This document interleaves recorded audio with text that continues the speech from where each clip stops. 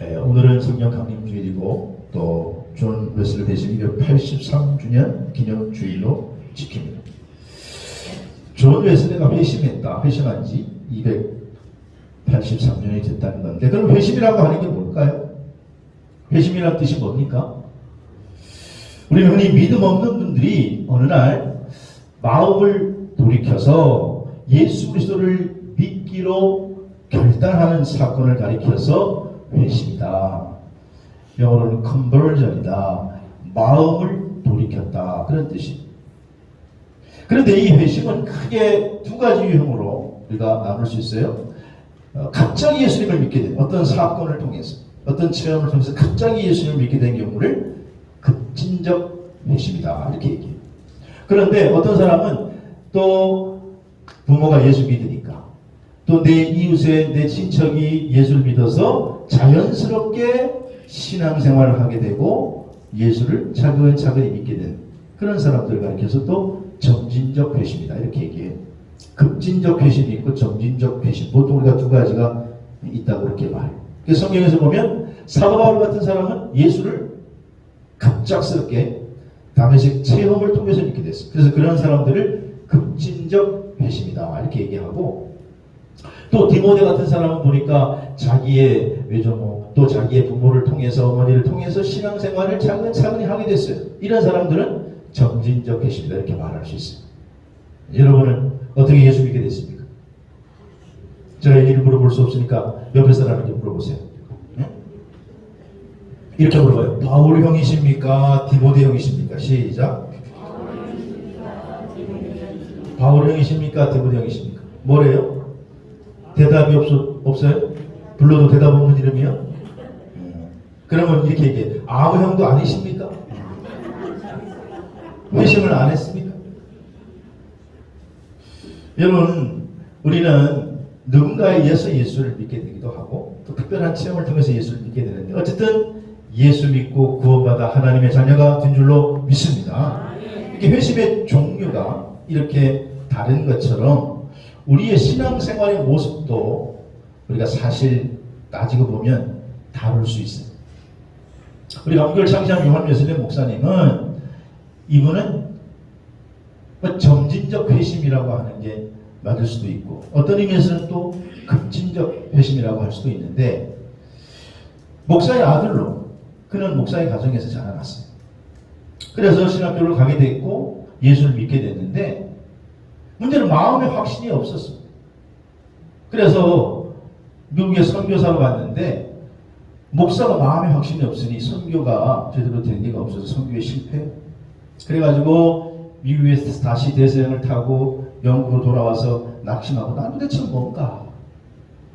그리고 이제 낙심에 있다가 예배에 빠질 수는 없으니까 목사가 어느 날 수요일 날 올더스게이트라고 하는 거리에 있는 한 조그만 예배당에 수요예배를 드리러 갔다가 거기에서 로마서의 말씀이 울려 퍼질 때, 그 말씀을 들을 때 자기도 모르게 가슴이 뜨거워져서 그 말씀의 능력에 사로잡히게 됩니다. 그리고 믿음으로 말미암아 구원을 얻는다라고 하는 그 말씀, 로마서의 말씀에 의해서 다시 웨슬리의 가슴에 불이 붙어서 그 말씀의 능력으로 그가 영국 사회에 나가서 복음을 증거하고, 그리고 그 18세기에 아주 썩어져 갔던 그런 영국 사회를 구원해 낸 줄로 믿습니다. 그래서 이 감리교를 창시한 웨슬리 목사님에 대해서 이런 말이 있어요. 회심은 웨슬리 목사님이 하고 구원은 영국 사회가 받았다. 그러니까 한 사람이 회심했을 때, 처음에는 그저 뜨뜻미지근한 신앙, 목사의 아들로 자라나 그냥 목사가 됐고 자연스럽게 믿음의 확신, 구원의 확신도 없이 살아가던 그가 어느 날 성령의 체험을 받고 나서, 그리고는 그가 변화되어서 괄목상대하는 그런 놀라운 상태로 그 한 사람이 회심했는데 그 웨슬리로 말미암아서 영국 사회가 구원받는 일이 일어나게 되었다는 거예요. 여러분, 우리가 똑같이 지금 예수 믿고 똑같이 신앙생활 하는 것 같지만 사실 우리의 신앙의 모습은 다 다를 수 있다는 거예요. 여러분, 사자성어 가운데 용두삼위와 유종짐이라는 말이 있어요. 용두삼위 무슨 뜻이에요?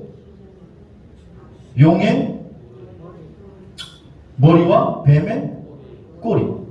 그래서 용의 머리로 시작을 했는데 나중에는 어떻게? 뱀의 꼬리가 돼. 그러니까 뜻은 시작은 그럴듯하게 시작했는데 끝이 그냥 흐지부지하게 끝날 때 우리가 이런 말을 해서 용두삼이다 그래요. 또 유종심이라는 말은 아름다움이 있는 끝이라는 말인데 유종심이. 그런데 이 말은 처음 맡은 일을 끝까지 잘해가지고 그래가지고 아주 유종의 미를 거둘 때, 그래서 우리가 유종의 미 이런 말을 써요. 유종의 미. 그래서 결론을 잘 맺을 때 우리가 유종심이다 그런 말을 써요. 우리 신앙생활도 마찬가지예요. 여러분 오늘 신앙생활에 용두삼위의 신앙이 있고 유종심이의 신앙이 있다는 거예요. 처음에는 막 신앙생활을 아주 그럴듯하게 화려하게 출발했는데 가면 갈수록 끝이 흐지부지. 반면에 처음은 그렇게 화려하지 않지만은 처음 맡은 일을 점점 잘하고 그래서 끝까지 잘해가지고 나중에 좋은 결론을 맺는 그런 신앙이 있습니다. 바라기는 오늘 예배 참석한 우리 모든 성도들은 용두삼위의 신앙이 아니라 유종심이의 신앙이 되셔서 주님 앞에 섰을 때에 잘도다 착하고 충성된 종아 내가 많은 것을 주리라는 음성을 듣게 되는 주인공 되시기를 주의 이름으로 축복합니다. 그러면 용두삼위의 신앙과 이 유종심이의 신앙의 차이가 과연 무엇이냐? 그 차이는 우리가 신앙의 여정 속에서 우리의 신앙 안에 하나님이 계시냐 안 계시냐, 하나님의 유무에 달려있는 거예요. 자, 즉 내가 하나님 안에 있느냐 하나님 밖에 있느냐, 내가 주님 안에 있느냐 주님 밖에 있느냐에 따라서 신앙의 결과가 완전히 달라진다는 것입니다. 여러분 오늘 본문은 우리가 너무나 잘 알고 있는 탕자의 비유의 일부분이죠. 누가복음 15장 1절 말씀 이렇게 시작합니다. 오늘 15장 1절에 보면 모든 세리와 죄인들이 말씀을 들으러 가까이 나오니, 예수님이 공생애를 시작하셨을 때에 다른 사람들이 아니라 이 세리와 죄인들이 유독히 예수님의 말씀을 들으러 많이 나왔다는 거예요. 그러니까 당시 신앙생활을 잘한다고 생각하는 바리새인과 서기관들이 오늘 15장 2절에 보면 수근수근 거리기 시작해요. 왜?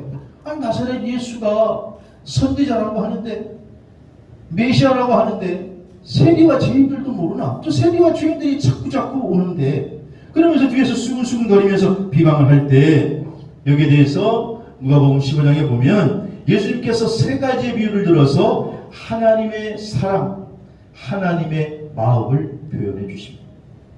그 첫 번째 비유가 뭐냐? 이른 양의 비유죠.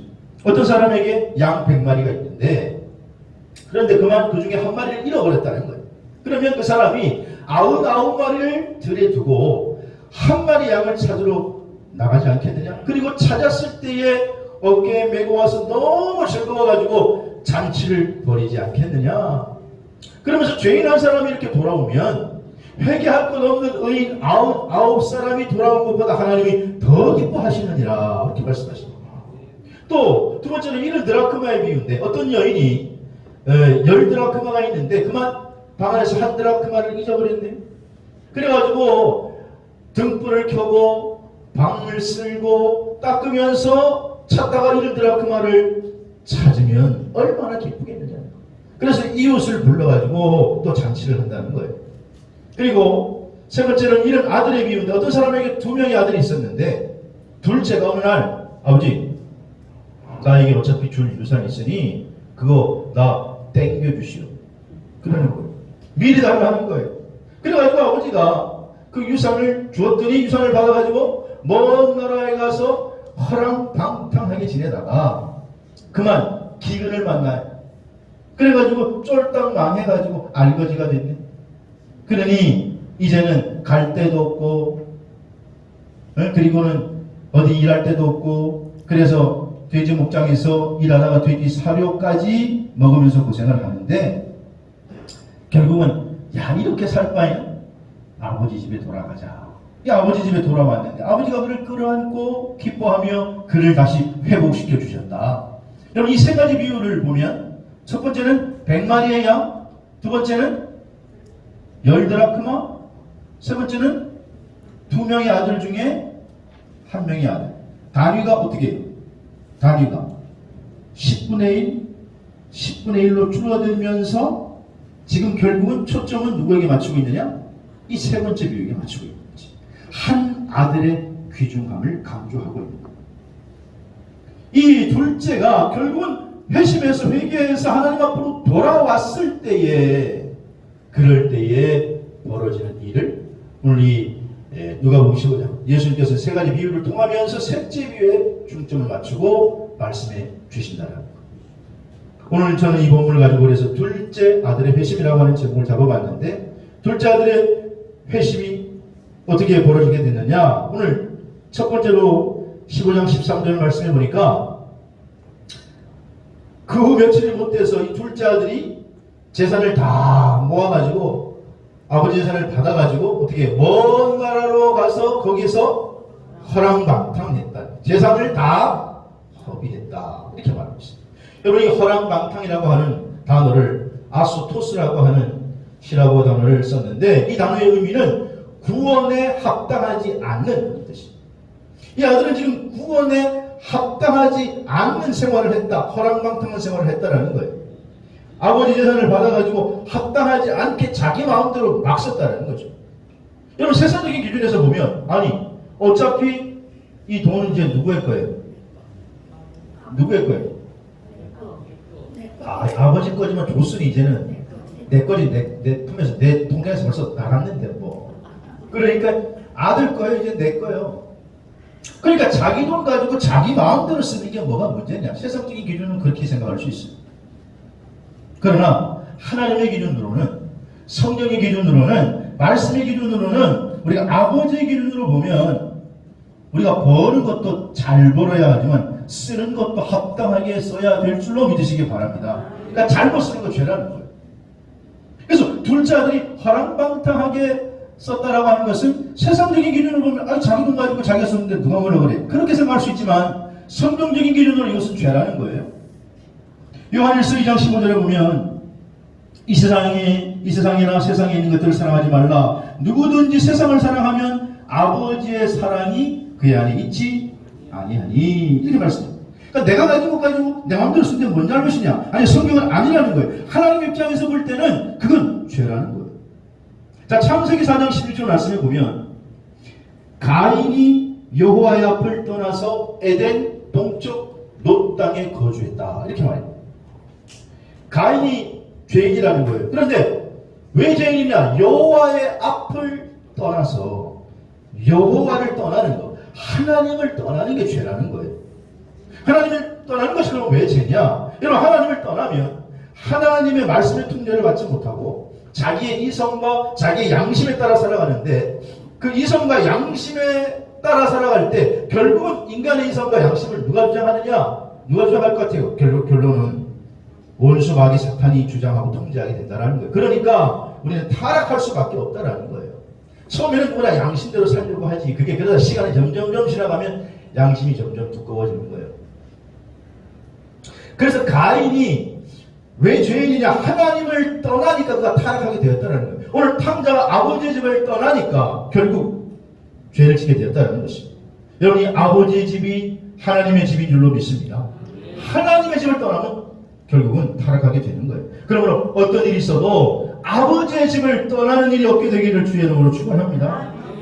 역대하 16장에 보면 남유다 3대 왕인 아사 왕의 마지막 일을 기록하고 있습니다. 이 아사 왕은 자기 아버지 2대 왕이었던 아비야가 죽은 이후에 아사 왕이 즉위하게 되는데, 즉위 이후에 그는 자기의 나라 유대 나라를 잘 다스립니다. 여호와 보시기에 기쁨이 돼요. 그가 정직히 행하고 우상을 깨뜨리고 백성들에게 하나님의 말씀 율법대로 행하라고 명령을 해요. 그러니 하나님께서 그를 도와주셔서 구스라고 하는 나라의 100만 대군과 병거 300대가 쳐들어왔는데도 온전히 하나님만 의지하니 하나님께서 그에게 대승을 거두게 하고 하나님께서 아사에게 평안을 주셨고 형통하게 하였더라. 그렇게 역대하 14장 6절 7절 이하에 그렇게 기록되어 있습니다. 그런데 이렇게 잘 되다 보니 어느 순간에 아사가 또 하나님을 떠나게 되는데 북이스라엘이 쳐들어와요. 북이스라엘의 바하사가 침략하게 됐는데 그때 하나님을 의지하는 마음을 다 잃어버리고, 그리고는 인간적인 시각으로 이제는 옆에 나라 큰 나라의 도움 받으면 니까지 그것을 물리시겠지. 그래서 아람 왕이었던 베나닷에게 성전에 있는 금을 다 모아가지고 조공을 바칩니다. 하나님을 의지하고 하나님께 구하던 아사가 이제는 아람 왕이었던 이방 왕을 의지하여 그에게 하나님이 드릴 것을 내어줍니다. 하나님을 잃어버리고 하나님을 떠나게 돼요. 결국 아사는 망하는 길을 가게 되는 거예요. AJ 토임이라고 하는 사람이 유명한 말을 했죠. 성공하는 자는 그 성공한 것으로 망한다. 여러분, 우리가 성공했을 때, 우리가 삶에서 조금 승리를 맛봤을 때 여러분, 성경은 뭐라고 얘기하느냐? 선줄로 하느냐? 넘어질까? 뭐하라? 조심하라는 거예요. 우리가 조금 잘됐다고 하나님을 떠나는 모습을 가지게 되면 결국 그게 망하는 길이라는 거예요. 여러분, 어떤 일이 있어도 아버지의 집을 떠나지 마시기를 주의 이름으로 축원합니다. 그럼 우리 입장에서 하나님을 떠나는 게 뭐예요? 우리 입장에서 하나님을 떠나는 것은 하나님의 말씀을 떠나는 거예요. 요나서 1장 1절에서 3절을 보면 하나님께서 뭐라고 하느냐? 요나에게 너는 일어나서 저 큰 아수르의 수도 니느웨에게 가서 내 명령을 전하라. 아수르 사람들이 너무 악독하니까 회개하지 않으면 하나님이 망한다라는 거예요. 그 성을 멸망시킬 것이라고 하는 것을 전하라고 하니까 이 요나가 애국자거든요.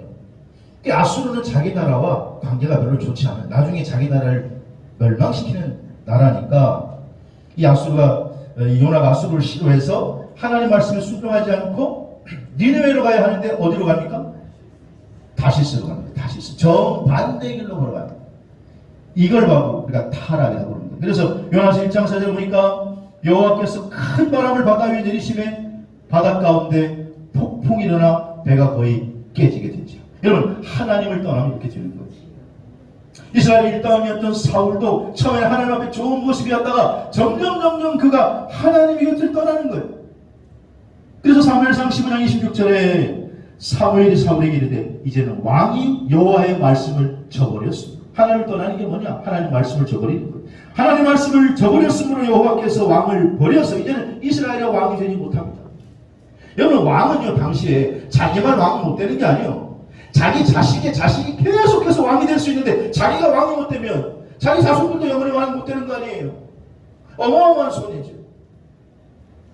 하나님을 떠난다고 하는 게 뭐냐? 하나님의 말씀을 떠나는 거예요. 오늘 예배 참석한 여러분, 오늘 둘째 아들의 모습 속에서 탕자의 모습을 보면서 어떤 일이 있어도 하나님을 떠나는 일이 없게 되기를 바랍니다.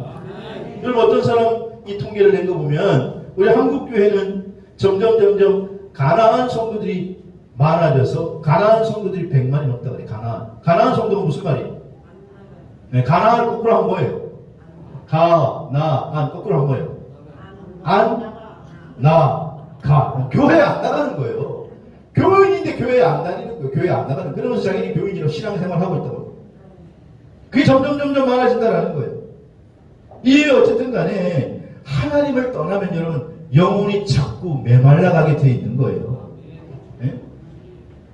여기에 지금 화분에 이렇게 나뭇가지가 있는데 어느 나뭇가지는 크고 어느 나뭇가지는 작은데 작은 나뭇가지가 아유 이거 뭐 작다고 나를 무시하는 거야? 큰 나뭇가지 등살에 못 이기겠네 그러면서 헤이 이 나무를 떠나야지. 씨가 가지 이 나무에서 떨어지면 어떻게 되는 거예요? 죽게 되는 거죠. 죽게 되는 거예요. 영혼에서 사는 물고기가 친구 물고기랑 마음에 안 맞는다고 야 니들끼리 잘 먹고 잘 살아 그러고 연못 밖으로 뛰쳐나가면 어떻게 돼요? 죽게 되는 거지. 여러분, 전 세계를 통틀어서 완벽한 교회는 한 교회도 없어요. 왜냐하면 교회는 의인들이 모이는 게 아니라 죄인들이 모여 있는 것입니다. 예수님께서 그래서 말씀하시기를 내가 의인을 부르러 온 것이 아니라 누굴 부르러 왔다? 죄인을 불러 회개케 하라 왔다는 거예요. 그러므로 부름받아 우리가 영원히 구원받고 영생을 얻는 사람이 됐습니다마는 아직 우리의 인격과 아직 우리의 성품은 사실은 예수님 닮지 못해서 여기저기 충돌할 수 있어요. 교회 안에도 여기저기 충돌할 수 있어요. 그런데 믿음 생활 제대로 하는 성도는 뭐냐? 그런 가운데에도 모든 사람들을 자기의 교사로 삼는 거예요. 신앙생활 하는 가운데 정말로 신앙생활 잘하고 저 사람은 어떻게 저렇게 신앙생활 잘할까? 그렇게 살아가는 사람을 나의 롤모델로 삼아서 샘플로 삼고 또 어떤 사람은 보기에 정말 내가 봐도 저거는 정말 한마디로 엉망진창이다 진짜. 세상 사람보다도 못하는 게 뭔 교인이라고 그렇게 생각하는 사람도 저런 사람처럼 되지는 말아야지 그래가지고 타산지석으로 삼아서 그 사람도 교사로 삼으시기를 바랍니다. 완벽한 교회는 없어요. 좋은 교회 찾아가야지. 가봤자 거기 또 있어 그런 사람이. 그러므로 여러분 가난한 교인이 되지 말아요. 어떤 일이 있어도 아버지의 집을 지키시기를 바랍니다. 그리고 절대 신앙생활 할 때 누구랑 비교하지 마세요. 그래서 비교하면 안 돼요. 예? 비교가 무슨 말이냐? 비교하면 내가 비참해지기 때문에 그 다음에 나보다 나은 사람 보면 내가 교만해지기 때문에 그게 비교예요. 그런 말인지 진짜 모르겠습니다만. 네? 그래서 비교해야 할 대상은 사람이 아니라 나 자신이에요. 어제의 내 모습과 오늘의 내 모습을 비교하시기 바랍니다. 어제보다 나아진 오늘의 나가 되기 위해서 날마다 신앙이 진인도하고 그러기 위해서는 아버지의 집을 떠나지 말아야 될 줄로 믿습니다. 아버지 집을 떠나는 것이 결국은 타락하는 길이라는 거예요. 오늘 이 둘째 아들은 결국 아버지의 집을 떠나고 말았습니다. 자, 오늘 둘째 아들의 회심을 통해서 알 수 있는 두 번째는 뭐냐? 그랬더니 어떻게 됐느냐? 오늘 본문의 15장 14절에 뭐라고 얘기합니까? 다 없이 한 후에 그 나라에 크게 흉년이 들어서 결과적으로 그가 비로소 뭐하게 되었더라? 궁핍하게 되었다. 이 흉년이라고 하는 말은 리모스라는 단어를 썼는데 흉년, 전쟁, 가뭄으로 번역할 수 있습니다. 한마디로 극도로 굶주린 상태를 말해요. 극도로 굶주렸는데 흉년을 만났어. 이 흉년이 보통 흉년이 아니에요. 크게 흉년을 만났다는 거예요. 크게. 여기서 크게라고 하는 말은 아주 강력한 큰 그런 의미를 뜻하는 거예요. 힘들게 견딘 그런 힘들게 어려운 그런 큰 흉년, 강력한 흉년이 찾아오게 되었다는 거예요. 여러분 기억하십시오. 성도가 아버지의 집을 떠나면 흉년을 맞게 되는 거예요. 그러면 흉년을 맞는 게 하나님께서 내린 저주냐? 저주가 아니에요. 그게 오히려 축복인 줄로 믿으시기 바랍니다. 왜냐하면 만일 탕자가 흉년을 만나지 않았으면 아버지의 집으로 갔을까요? 안 갔을까요? 안 갔겠지. 그 재산 가지고 그럴듯하게 이 모양 저 모양으로 살다가 결국은 멸망당했을 거예요. 여러분 흉년을 만나 죽게 됐으니까 아버지의 집을 머릿속에 떠올리게 된 거예요. 내 아버지 집은 거할 곳이 많은데 내 아버지 집은 종들도 먹을 것이 풍부한데 그래서 결국은 아버지 집이 생각나서 돌아가게 된 거예요. 여러분 그래서 성도가 아버지 집을 떠났을 때 하나님께서는 흉년을 주시는 거예요. 그러나 흉년을 만나는 게 저주가 아니라 복인 줄로 깨달으시기를 바랍니다. 에레미야 17장 5절에 보니까 여호와께서 마음이 여호와에게서 떠난 그 사람은 저주를 할 것이다. 근데 그 저주 자체가 우리를 망하게 하는 게 아니라 그걸 통해 깨닫고 돌아오게 하기 때문에 우리에게 복이 되는 줄로 믿습니다. 시편 73편 27절 말씀을 보면 무릇 주를 멀리하는 자는 망하니 음녀같이 주를 떠난 자는 주께서 다 멸하셨나이다. 여러분 아버지의 집을 떠나면 흉년을 만나는 게 공식이. 수학에도 뭐가 있어요? 공식이 있어요. 신앙생활에도 공식이 있다니까. 공식. 아버지의 집을 떠나면 어떻게 되느냐? 타락하게 되고 타락하게 되면 흉년을 만나게 됩니다. 자, 오늘 탕자가 흉년을 만났을 때 어떻게 됐습니까? 14절에 궁핍한 자가 되었다. 또 15절에 돼지 목장에서 일하게 됐다. 16절에 유대인들이 잘 먹지 않는, 유대인들은 거부하는 그런 돼지가 먹는 지역 열매까지 먹게 됐다. 17절에 나중에 줄여서 결국은 죽을 지경까지 이르게 됐다는 거예요. 그럼 여러분 기억하십시오. 전능하신 하나님 아버지께서 오늘 나를 하나님의 자녀로 불러주셔서 내가 오늘 하나님을 아버지로 경외하며 믿음 생활 하도록 축복해 주셨는데 아버지 집을 떠나면 하나님 그냥 두는 게 아니라 그 앞에 흉년을 던지는 거예요. 흉년을 만났을 때는 힘들고 고통 가운데 있지만 그러나 그게 하나님이 망하게 하시는 길이 아니라 아버지의 사랑인 줄로 깨달으시길 바랍니다. 그렇게 해서 하나님 앞으로 지금 돌아오게 하려는 거예요. 아버지 집으로 돌아와야 사니까 아버지 집으로 돌아와야 풍족한 삶을 살 수 있으니까 그래서 하나님께서 오늘 깨닫게 하시려고 때로는 궁핍하게 하신다. 그러므로 여러분 하나님을 떠나고 만나게 되는 게 흉년이다. 기억하시고 오늘 우리의 영혼도 문제지만 육체도 건강도 아버지의 집을 떠나면 어그러지게 되는 거예요. 깨닫고 아버지의 집으로 돌아오시는 복된 성도들 되시기를 주의 이름으로 축원합니다.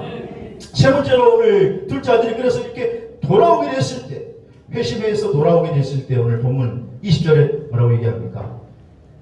15장 20절. 자, 같이 읽어볼까요? 15장 20절 시작. 이에 일어나서 아버지께로 돌아가니라. 아직도 거리가 먼데 아버지가 그를 보고 측은히 여겨 달려가 목을 안고 입을 맞추니. 아멘. 여기 입을 맞추니라고 하는 말은 카타필레오라고 하는 말인데 이거는 단수가 아니라 복수예요. 무슨 말이냐 하면 입을 맞추는데 한 번 맞추지 않고 복수니까 어떻게 해요? 계속. 제가 표현하면 손에다가 계속 입을 맞췄다는 거예요. 아버지가 지금 아들이 돌아왔는데 계속 그냥 입을 맞췄다는 거예요. 이것은 단순히 아버지의 자세가 단순한 인사가 아니고 위선이 아니고 진심에서 우러나오는 기쁨과 용서와 받아들임의 표현인 줄로 믿습니다. 하나님 어떤 상태에 있든지 우리가 회개하고 돌아오면 용서하시는 줄로 믿으시기 바랍니다. 받아주시는 줄로 믿으시기 바랍니다. 뿐만 아니라 회복시켜 주시는 줄로 믿으시기 바랍니다. 10편 34편 18절에 보니까 여호와는 마음이 상한 자를 가까이 하시고 중심으로 통해하는 자를 구원하시는도다 이렇게 약속하고 있습니다. 역대하 7장 14절에도 내 이름으로 일컫는 내 백성이 악한 길에서 떠나 스스로 낮추고 기도하여 내 얼굴을 찾으면 내가 하늘에서 듣고 그들의 죄를 사하고 그들의 땅을 고칠지라 그렇게 약속하고 있습니다. 그러므로 선하신 여러분 혹시 하나님을 떠났더라도 흉년을 만났더라도 깨달으시기를 바랍니다. 하나님이 부르는 사인인 줄로 믿습니다. 돌아오면 주님께서 용서하시고 회복시켜 주시고 주님께서 다시 한번 우리에게 은혜를 베풀어 주시는 줄로 믿으시기 바랍니다.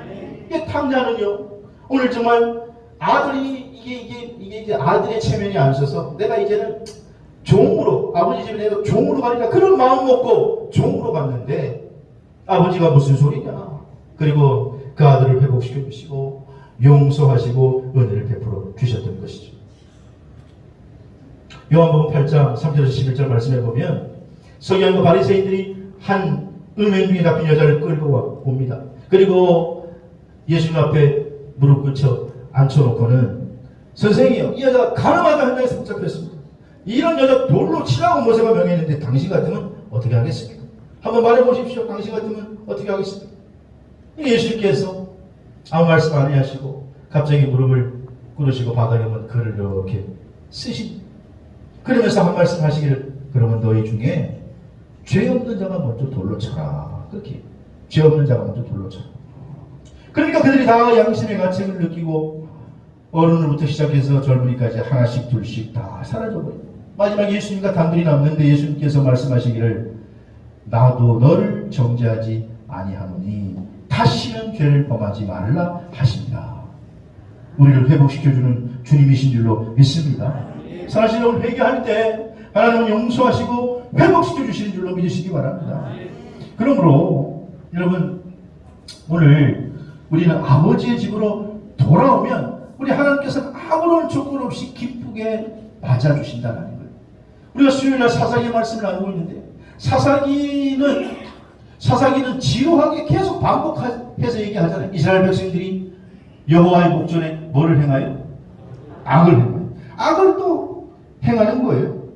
그러니까 하나님께서 이방 민족의 힘을 강하게 하셔서 그들을 깨닫게 하시고 그러면은 그들이 이스라엘 백성들이 고통 가운데 또 하나님께 부르시잖아요. 하나님이 구원해 주세요.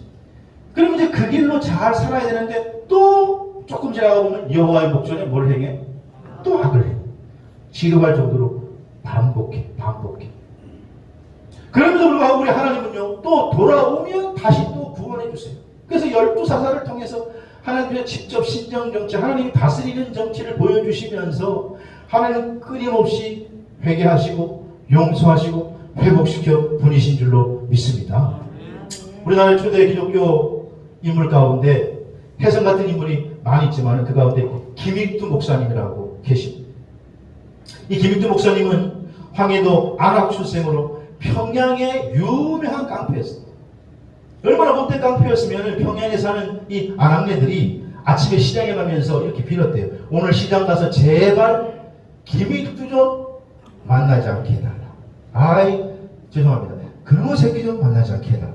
이렇게 빌고 갔다는 거예요. 근데 시장에 가서 여지없이 그 김익두를 만나고 행패를 부리고 물건을 빼앗고 또 물건을 사놓고는 돈도 주지 않고 그런 가져오고 이런 일을 하니까 이 사람들에게 아주 그냥 치가 떨릴 정도로 유명한 못된 깡패인데 어느 날 서양 여자 선교사가 시장에서 전도를 하는 거예요. 전도지를 나눠주면서 그런데 이 김익두에게도 이 서양 선교사 모르니까 전도지를 줬겠죠. 근데 이 김익두가 전도지를 받아가지고 어떻게 했느냐?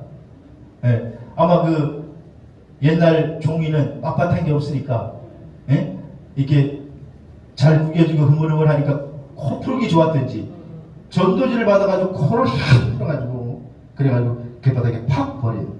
근데 이 선교사가 그 모습을 보고는 기분이 나빴겠죠. 그래서 경고하기를 이 선교사님들이 한국말 잘 이제 잘 못하니까 전도지로 코 풀면 코가 썩습니다. 이렇게 전도지로 코 풀면 코가 썩습니다.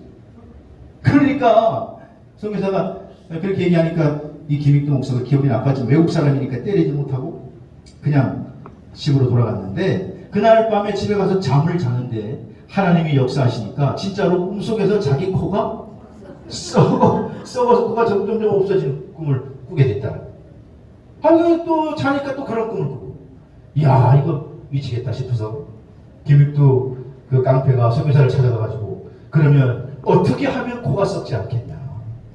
그래가지고 선교사님이 그때 김익두를 붙들고 복음을 전해서 예수를 믿게 되었고 그가 예수 믿고 1910년에 평양 장로교 신학교를 졸업하고 목사가 되어서 이후에 이 목사님이 부흥사로 활동하면서 이 목사님으로 말미암아서 200명이 넘는 사람들이 목사가 됐고 전국에 다니면서 776회나 부흥 집회를 인도했고 일제강점기에는 신사참배를 거부했고 마지막에는 1950년 10월 14일 50명의 성도와 함께 새벽기도를 하다가 공산군에 의해서 순교를 당하는 위대한 한국의 부흥 강사가 된 것이죠. 여러분 몹쓸 깡패였던 김익두도 회개하고 돌아오니까 하나님께서 한국교회 기둥으로 사용하신 줄로 믿습니다. 하나님은 회개하는 자를 용서하시고 회복시켜주시고 은혜를 베풀어 주시는 줄로 믿으시기 바랍니다. 오늘 둘째 아들의 모습이 우리의 모습일 수 있다는 거예요. 여러분 오늘 둘째 아들이 탕자의 모습이 우리 성도들의 모습일 수가 있다는 거예요. 그래서 이 둘째 아들은요 아버지 집을 떠나서 먼 나라로 방탕하게 되었습니다. 하나님의 집을 떠나면 타락하게 되어 있는 거예요.